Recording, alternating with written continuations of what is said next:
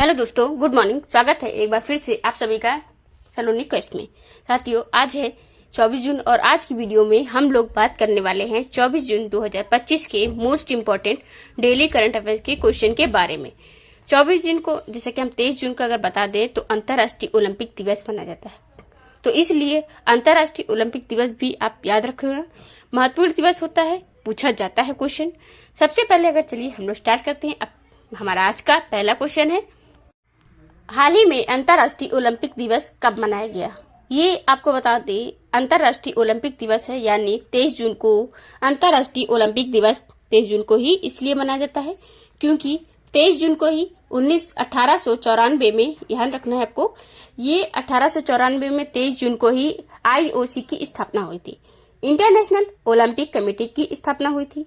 इसीलिए इसके स्थापना दिवस पर यह दिवस मनाया जाता है। IOC ने पहला जो ओलंपिक आयोजित कराया था जस्ट इसके 2 साल के बाद, यानी मतलब कि 1896 में पहला ओलंपिक खेला गया। पहला ओलंपिक 1896 में कहाँ हुआ था? एथेंस में हुआ था, एथेंस ग्रीस में हुआ था। 1896 में पहला आधुनिक ओलंपिक, ये आप जानते हो 5 रिंग होते हैं, 5 महाद्वीपों को रिप्रेजेंट करते हैं। और इस बार की थीम अगर पूछी जाए तो थीम है लेट्स मूव। लेट्स मूव इस बार की थीम है, लेकिन इस बार थोड़ा सा अलग किया गया है। क्या अलग किया गया है? अलग अलग देशों को अलग अलग देश के नाम से थीम में ऐड किया गया है। मतलब मेन थीम तो #लेट्स मूव, लेकिन उसके बाद जैसे इंडिया है तो लेट्स मूव इंडिया, कोरिया है लेट्स मूव कोरिया, ऐसे ऐसे करके किया गया है। तो लेट्स मूव मेन थीम है, लेकिन आप इंडियन हो तो लेट्स मूव +1 इंडिया। भारत में इस बार जो ये थीम रखी गई है, इसमें 2 फाउंडेशन से मिल करके ये थीम रखा गया है और 2 फाउंडेशन इसको प्रमोट कर रहे हैं। कौन कौन से हैं? तो एक तो है साथियों, एक है, यहाँ पर नाम नहीं दिया गया है, मैं आपको बता दें, इसमें अभिनव बिंद्रा और अभिनव बिंद्रा फाउंडेशन। अभिनव बिंद्रा फाउंडेशन को आप जानते हो, ये भारत के लिए गोल्ड जीते हुए हैं निशानेबाजी में। तो अभिनव बिंद्रा फाउंडेशन उनका एक ये फाउंडेशन, दोनों मिल करके ओलंपिक के साथ भारत में ओलंपिक के प्रति या कहें खेलों के प्रति जो अवेयरनेस बढ़ाने के लिए ये दोनों फाउंडेशन मिल करके काम कर रहे हैं। थीम याद रखना है लेट्स मूव इंडिया। ओके, अब थॉमस बॉक जो इसके अध्यक्ष हैं, लुसाने में हेडक्वार्टर है IOC का। लास्ट अब में लॉन्च हुए विश्व पैरा एथलेटिक्स चैंपियनशिप 2025 का जो शुभंकर है विराज का संबंध निम्न में से किस जानवर से है? तो विराज जो है विश्व पैरा एथलेटिक्स, इसमें चैंपियनशिप का मस्कट होने वाला है, यानी शुभंकर होने वाला है। और इसका जो संबंध है वो हाथी से होगा। एक युवा हाथी के रूप में विराज को दर्शाया गया है। कुछ इस प्रकार से विराज है, जैसे कि पैरा एथलेटिक्स चैंपियनशिप 2025 ये होने जा रहा है अब दिल्ली में होगा, जवाहरलाल नेहरू स्टेडियम में। 12वां संस्करण है इस बार का। दिल्ली की सीएम रेखा गुप्ता ने इसका उद्घाटन किया हुआ है। भारतीय पैरा ओलंपिक समिति के द्वारा अभी लोगो को शुभंकर लॉन्च किया गया है। तो लोगो शुभंकर है, विराज है, ये आपको याद रखना है, इम्पोर्टेंट है, जो कि एक युवा हाथी है जिसके हाथ में ब्लेड लगा हुआ है। हाथ में ब्लेड लगा हुआ है इसलिए क्योंकि ये पैरा एथलेटिक्स है, तो पैरा दिखाना है उसको। तो भारत पहली बार ये जैसे कि आयोजित कर रहा है, ये आपको ध्यान रखना है। अगला, जून 2025 में राष्ट्रपति द्रौपदी मुर्मू ने कहां पर तपोवन एवं निकेतन का उद्घाटन किया है? ये उद्घाटन किया है जून 2025 में किया है। किसने किया है? राष्ट्रपति द्रौपदी मुर्मू जी ने किया हुआ है। राष्ट्रपति तपोवन एवं राष्ट्रपति निकेतन का उद्घाटन किया है, ये है उत्तराखंड में। ये 2 पार्क का उद्घाटन किया हुआ है, राष्ट्रपति तपोवन है और एक है राष्ट्रपति निकेतन। ये दोनों ही देहरादून उत्तराखंड में है। यहाँ पर जैसे हम बता दें आपको कि ये जो द्रौपदी मुर्मू, प्रेसिडेंट मुर्मू इनोग्रेट राष्ट्रपति तपोवन एंड राष्ट्रपति निकेतन इन देहरादून उत्तराखंड की राजधानी है। यहाँ पर इन्होंने अपने 67वें जन्म दिवस के अवसर पर 20 जून को इसका उद्घाटन किया हुआ है और ये दोनों औपचारिक रूप से आम नागरिकों के लिए खोल दिए जाएंगे।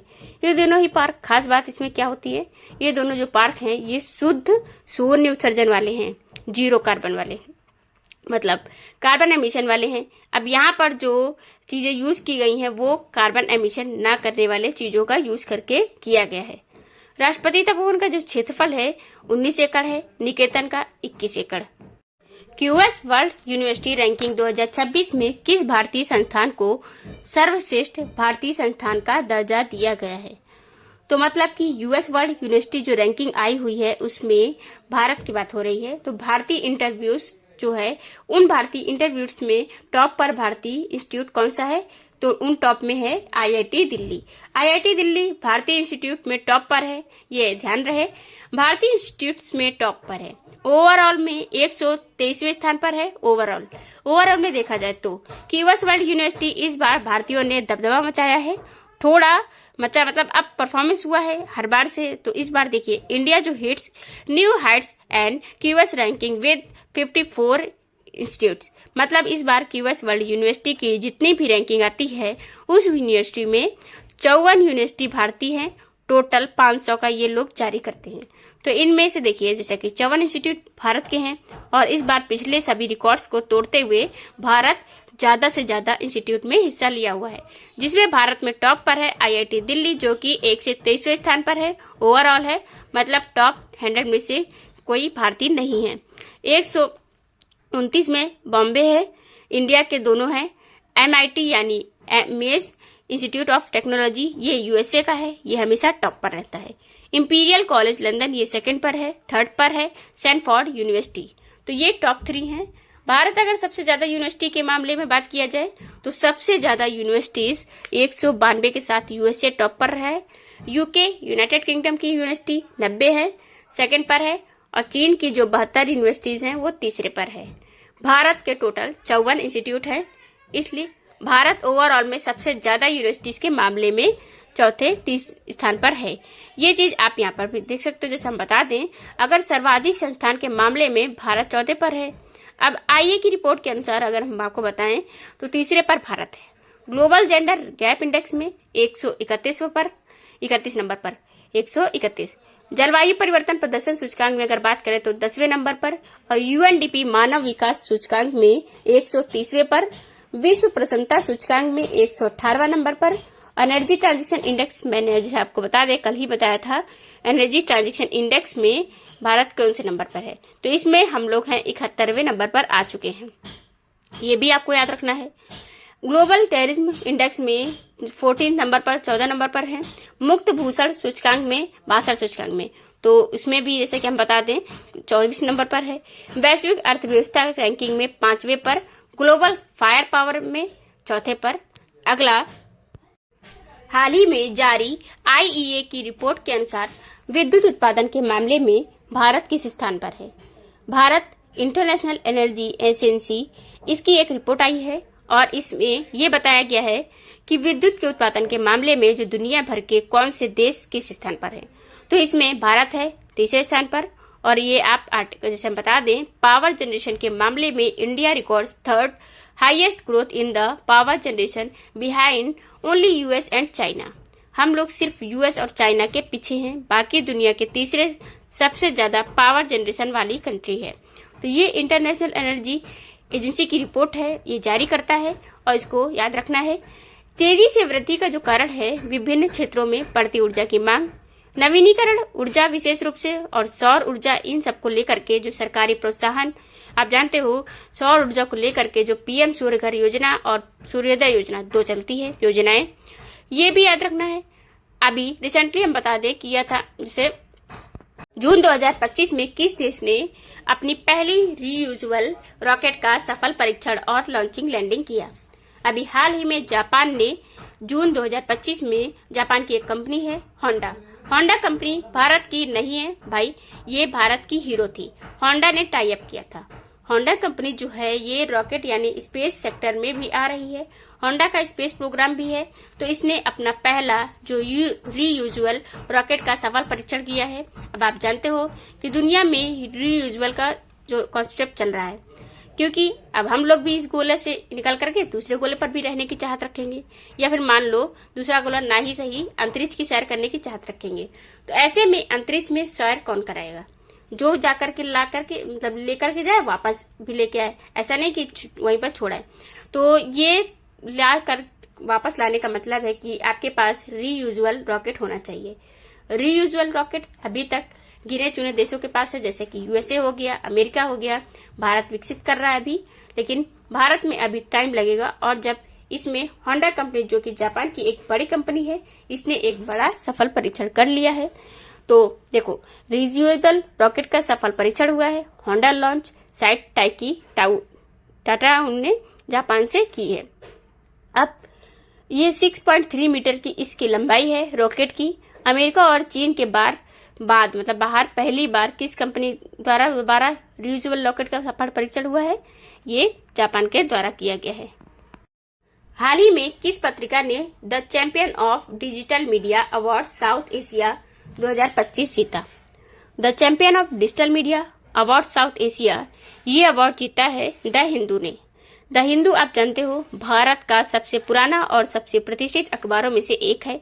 तो द हिंदू ने ये अवार्ड जीत लिया है, the champion of digital media award in south Asia में जीता हुआ है। बेसिकली इसने 10 अवार्ड जीते हैं टोटल, और 10 अवार्ड में से एक अवार्ड ये भी है। 4 में गोल्ड ट्रॉफियां जीता है, जैसे वीडियो का सर्वश्रेष्ठ उपयोग, सर्वश्रेष्ठ नेटिव एडवर्टाइजिंग के कैंपेन, राजस्व या रेवेन्यू रणनीति में एआई का सर्वश्रेष्ठ उपयोग, और सर्वश्रेष्ठ पॉडकास्ट भी।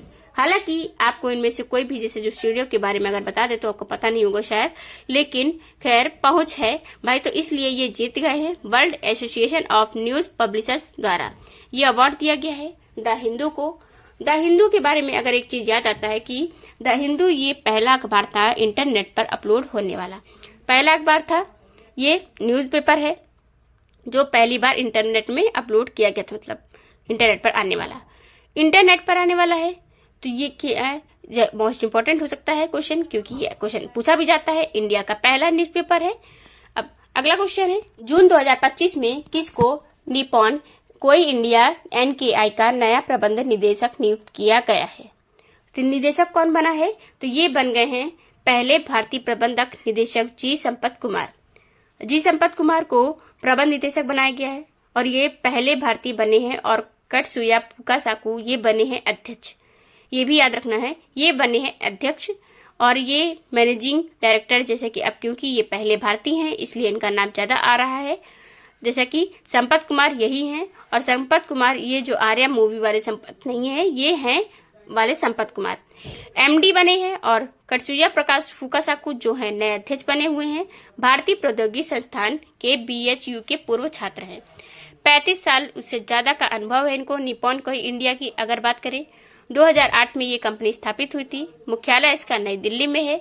मतलब वैसे तो जानी मानी कंपनी है, लेकिन इसका जो इंडिया वाला यूनिट है उसकी बात इसमें की जा रही है। अब अगर एक बार नियुक्तियों की हम बात कर ले, जो और भी नियुक्तियां हुई हैं पिछले दिनों में, उनकी बात हुई है, तो आइए रिविजन कर ले एक बार। अनुराधा ठाकुर जी को भारतीय प्रतिभूति और विनिमय बोर्ड की सदस्य नियुक्त किया गया है। अलियावती लोंग कुमार उत्तर कोरिया में भारत के राजदूत नियुक्त हुए हैं। यशस्वी सोलंकी राष्ट्रपति द्रौपदी मुर्मू का एमडी कैंप नियुक्त की गई हैं। ब्लेज मेट्रावली यूके की विदेशी खुफिया एजेंसी MI6 की पहली महिला प्रमुख बनी हुई हैं। अरुण श्रीनिवास मेटा के नए प्रबंध निदेशक और भारत के प्रमुख बने हैं। कीर्ति गंडोस्कर ये सन फार्मा की प्रबंध निदेशक बनी हुई हैं। NS संजय गौड़ा गुजरात हाईकोर्ट के नए मुख्य न्यायाधीश। राजीव उघई उपसेना प्रमुख और शैलेश सिंह मेहता भारतीय उरुक संघ के नए अध्यक्ष नियुक्त किए गए हैं। ये अभी रिसेंट नियुक्तियां हुई हैं। अगला क्वेश्चन, हाल ही में आयोजित पेरिस डायमंड लीग 2025 में नीरज चोपड़ा ने कौन सा पदक जीता है? नीरज चोपड़ा ने कौन सा पदक जीता? पेरिस डायमंड लीग है ये। जैसा कि अभी दोहा डायमंड लीग हुआ था, उसमें नीरज चोपड़ा ने सिल्वर मेडल जीता था। अब नीरज चोपड़ा ने जीत लिया है फाइनली गोल्ड मेडल, किसमें? पेरिस डायमंड लीग 2025 में। ये प्रयास कर रहे थे लगातार पिछले 2-3 सालों से, सिल्वर जैसे इनको मिल रहा था, लेकिन इस बार फाइनली इन्होंने डायमंड लीग में गोल्ड मेडल जीत लिया है। अभी पीछे दोहा डायमंड लीग, जैसा कि हमने आपको बताया था, सिल्वर जीता था। यहाँ पर देखो इन्होंने अब जीत लिया है gold medal. Paris diamond league में देखो असली स्पोर्ट अगर बात करें तो ये स्पोर्टमैन यही है, असली कह सकते हो, हीरो। मतलब ये क्या है, ऊंचाई छूने के बाद भी बहुत खिलाड़ी होते हैं जो ऊंचाई छूने के बाद गिरते हैं, बहुत बुरी तरीके से गिरते हैं। कैसे? कारण क्या है कि उनको नेम मिल जाता है, फेम मिल जाता है और बहुत ज्यादा स्पॉन्सरशिप मिलती है, तो ज्यादा इधर उधर कंपनियां एडवर्टाइजमेंट इन सब में लग जाते हैं। ये लोग खेल से उनका जो फोकस है वो हट जाता है। लेकिन यहाँ पर ये है एक्सपेंशन। आप देखोगे इन्होंने लगातार परफॉर्मेंस में सुधार रहता है, या तो जैसे कि 19-20 का ही फर्क रहता है अंतर का हो तो। अब इसमें वैसे हम बता दें आपको एग्जाम्पल के तौर पर कि जैसे कि अभी मनु भाकर को देखो, वो 2 मेडल जीती थी ओलंपिक में। उसके बाद खूब मीडिया प्रमोशन, एडवर्टाइजमेंट, डील्स, इधर उधर सब कुछ चला।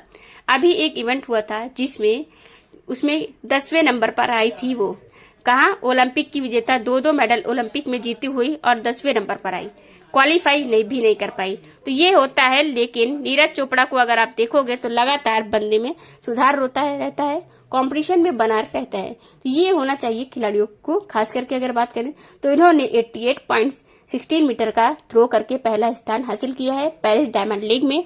दूसरे पर जूलियन पेबर थे। लुइस मेरियोस जो दा सिल्वा ये तीसरे पर थे और 2 वर्षों में उनका पहला बड़ा खिताब है। आप जानते हो ओलंपिक मेडल ये भी जीत चुके हैं, एक बार गोल्ड एक बार सिल्वर।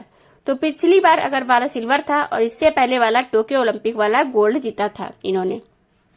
अगला क्वेश्चन, तीरंदाजी एशिया कप 2025 सिंगापुर चरण 2 में भारतीय तीरंदाजों ने कितने पदक जीते हैं? तो तीरंदाजी एशिया कप हो रहा है सिंगापुर में, इसका दूसरा स्टेज हुआ और इसमें भारतीय तीरंदाजों ने 9 मेडल जीते हैं। इसको बहुत ज्यादा ध्यान से, बहुत ज्यादा रेट के मतलब नहीं, एक ये होता है मतलब दिमाग में बैठाना है इसको। क्वेश्चन नॉर्मल है तो ज्यादा इसमें परेशान नहीं होना है। इसको लेकर के बहुत ज्यादा, जैसे कि जो गोल्ड मेडल आया है, 6 सिल्वर आया है, 1 ब्रॉन्ज आया है। दूसरे पर इंडोनेशिया रहा है, तीसरे पर कजाकिस्तान। भारत 9 मेडल के साथ टॉप पर रहा है मेडल टेबल में। ये दूसरा स्टेज था तीरंदाजी का जो यहाँ पर आयोजित किया गया है। 11वें अंतर्राष्ट्रीय योग दिवस 2025 के अवसर पर किस मेडिकल कॉलेज ने 3003 स्वास्थ्य जो कर्मचारियों की भागीदारी के साथ एशिया बुक ऑफ रिकॉर्ड्स खिताब अपने नाम किया है? इन्होंने अब बताते 11वें अंतर्राष्ट्रीय योग दिवस 2025 के अवसर पर किस मेडिकल कॉलेज ने किया है? तो ये स्वास्थ्य कर्मचारियों की भागीदारी के साथ एशिया बुक ऑफ रिकॉर्ड खिताब नाम कर लिया है। अंतर्राष्ट्रीय योग दिवस 11वां था, अभी 21 जून को मनाया गया है। इस अवसर पर मेडिकल कॉलेज है एक AIMS मोहाली। इसको मतलब एम्स में नहीं पढ़ना है, ये AIMS मोहाली पढ़ा जाएगा। क्योंकि देखो ये थोड़ा सा ट्रिक अपनाया गया इसमें। इन्होंने एम्स एक्चुअली में all India institute of medical science होता है, तो इन्होंने नाम थोड़ा सा सिमिलर रखा है। लेकिन ये जो वाला है ये गवर्नमेंट वाला एम्स नहीं है, ये AIMS मोहाली वाला है।